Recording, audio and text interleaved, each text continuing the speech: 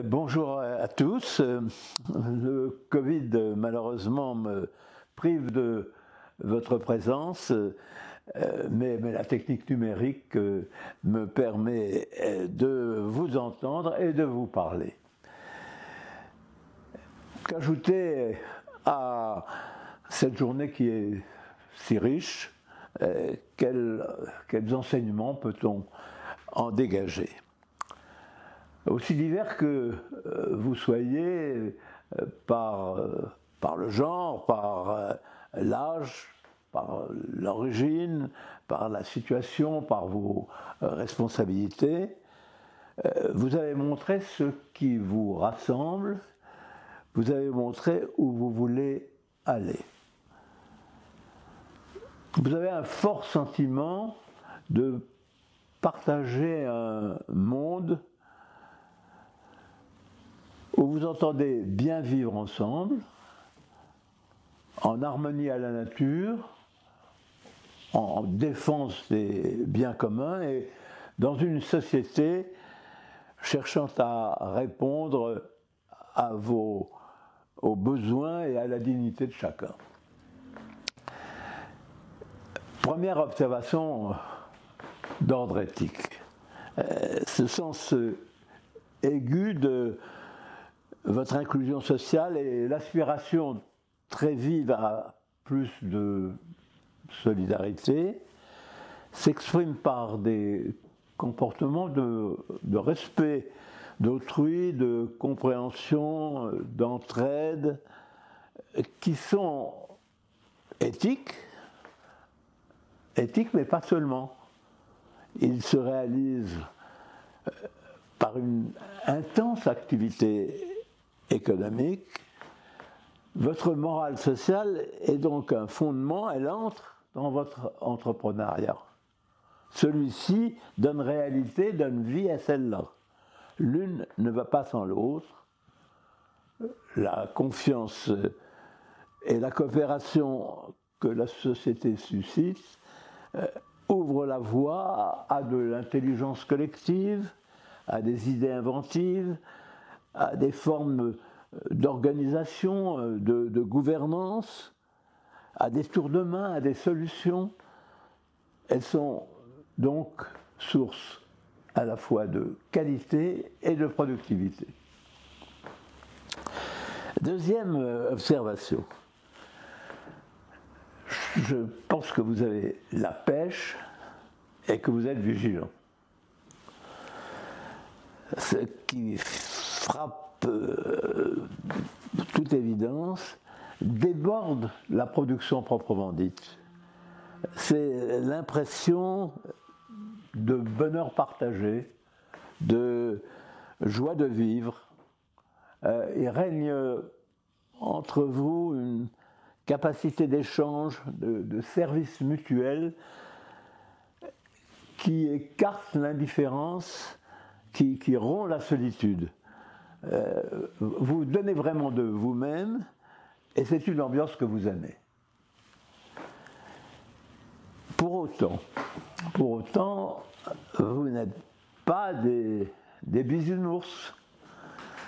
Vous savez que l'économie est loin encore d'être sociale et solidaire. Les bonnes intentions n'excluent pas une certaine ambivalence. Il faut se prémunir contre les malveillances, la mauvaise foi, la corruption, les mauvais coups. Et ces mauvais coups sont exacerbés dans une économie engagée par la mondialisation, par la financiarisation, depuis les années 70, dans une course effrénée vers des profits sans mesure et des crises successives. Ce qui conduit à une troisième observation. Aux effets délétères de cette économie, aux politiques de profit indécent pour les uns et de régression sociale, de privation, d'austérité pour les autres, au saccage en cours de notre environnement, vous opposez des résistances qui se multiplient dans tous les domaines de l'économie, mais qui restent dispersées, fragmentées. Ce qui a un double effet. Premièrement, diviser, ces résistances n'apparaissent pas suffisamment comme une vision globale de renouveau des modes de production et d'échange. Et de ce fait, leur impact politique est encore limité. Il n'est pas à la mesure des crises économiques, sociales et écologiques, sanitaires que nous traversons. Il ne s'inscrit pas, comme il le faudrait, dans une campagne électorale où se manifeste, nous l'avons vu dimanche, lors de cet insupportable meeting,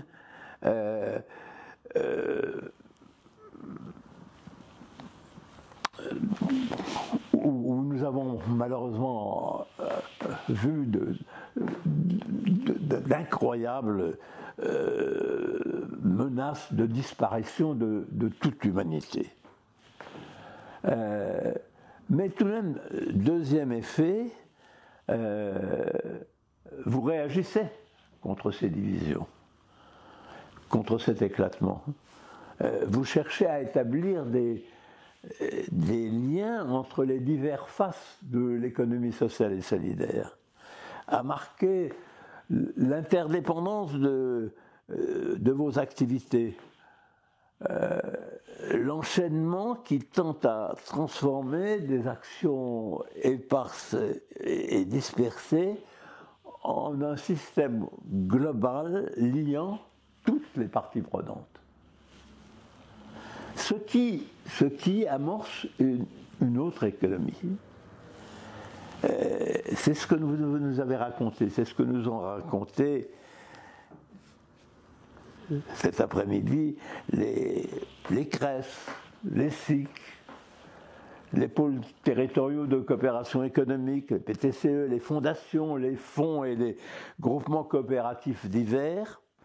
C'est l'émergence, le développement sur certains territoires ruraux ou citadins d'initiatives regroupant de multiples activités, énergie, alimentation, santé, habitat, etc., de multiples partenaires amorçant en commun de nouveaux projets, de nouveaux ensembles de production. Ces efforts pour consolider, élargir, généraliser des essais stimulants, c'est l'ébauche d'une métamorphose systémique globale dont les traits ne sont pas encore établis, qui ne peuvent être que progressives, mais qui se communiquent d'une région à l'autre au plan national, européen et, je l'espère, mondial. Je suis convaincu que l'économie sociale et solidaire que vous portez porte un modèle qui met en cohérence des avancées sociales, culturelles, énergétiques, démocratiques, traitées jusqu'ici séparément. Modèle qui peut être un outil majeur de rassemblement. Le progrès de ces avancées dépend bien évidemment des citoyens que vous êtes et de votre aptitude à mobiliser les citoyens. Vos initiatives, votre inventivité, votre capacité de coopérer seront déterminants pour opérer un choc, un basculement de l'opinion pour convaincre l'opinion, les médias, les pouvoirs économiques et politiques que ces actions citoyennes ouvrent la voie à de profondes transformations.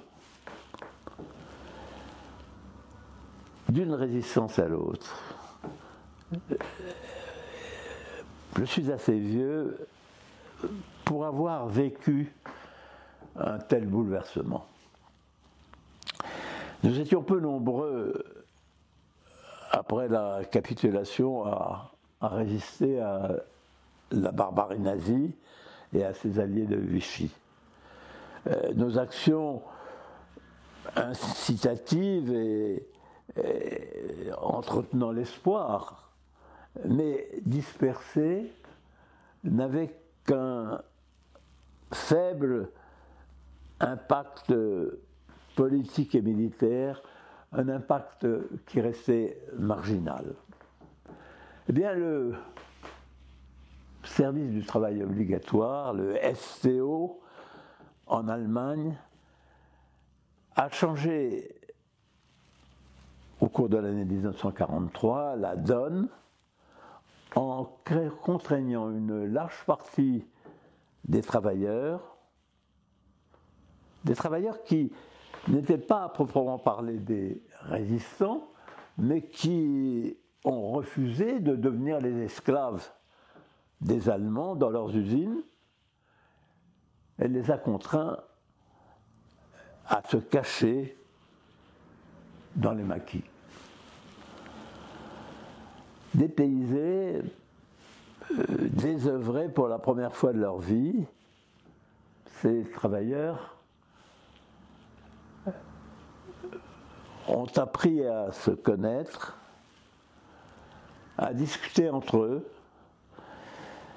Ils sont devenus des citoyens dont le premier but était de libérer la France, mais dont les échanges devenaient peu à peu politiques, s'inscrivaient avec le Conseil national de la résistance dans l'élaboration d'un État social et solidaire, et qui de ce fait a produit les avancées sociales, économiques, politiques des 30 glorieuses.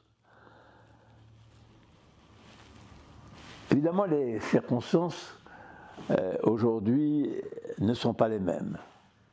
Les crises économiques, sociales, écologiques, les variantes de la pandémie paraissent moins destructives, moins annihilantes.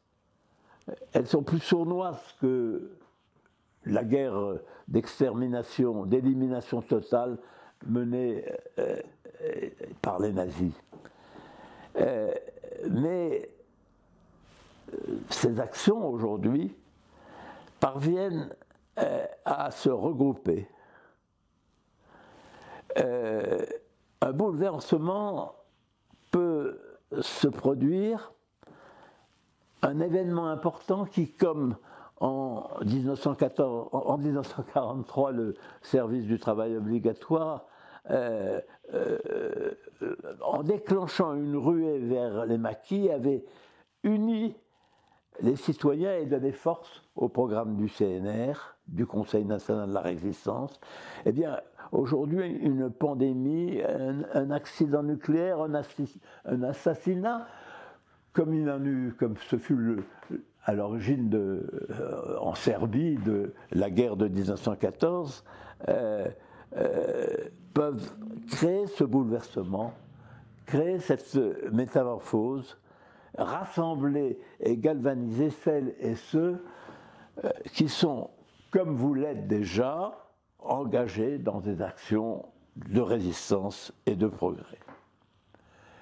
Ce que vous construisez, les projets communs, entrepreneuriaux, associatifs, coopératifs qui germent sur les territoires, qui résistent à toutes les formes de mal-vivre, de maladies, de dépendance, d'exclusion, de discrimination, Ce sont, mes chers amis, les maquis d'aujourd'hui.